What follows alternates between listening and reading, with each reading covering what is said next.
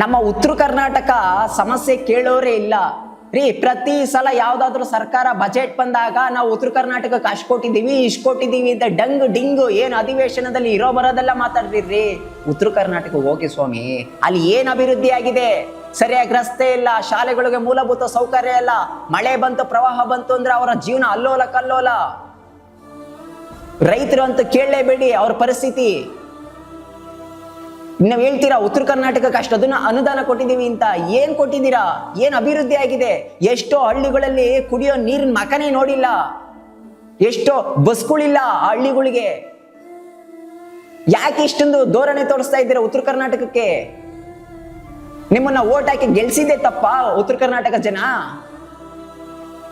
ಹೇಳಿ, ಇಷ್ಟು ಅನುದಾನ ಬಿಟ್ಟಿದೀವಿ ಕೊಟ್ಟಿದ್ದೀವಿ ಅಂತ ಹೇಳ್ತೀರಲ್ಲ, ಏನೋ ಅಧಿಕೃತವಾಗಿ ಇಷ್ಟು ಮಾಡಿದೀವಿ ಅಂತ ಹೇಳಿ ಏನ್ ಮಾಡಿದೀರಾ ಉತ್ತರ ಕರ್ನಾಟಕಕ್ಕೆ? ಜನ ಪಾಪ ನೆರಳ್ತಿದ್ದಾರೆ ಕಣ್ರಿ. ಉತ್ತರ ಕರ್ನಾಟಕ ಜನ ನೆರಳ್ತಿದ್ದಾರೆ ಪಾಪ. ಅವರ ಸಮಸ್ಯೆ ಆಲಿಸಿ ಜನಪ್ರತಿನಿಧಿಗಳೇ ಎಲೆಕ್ಷನ್ ಬಂದಾಗ ಹೋಗ್ತೀರಾ, ಅಮ್ಮ ತಾಯಿ ಓಟ್ ಹಾಕ್ರಿ ಅಂತ.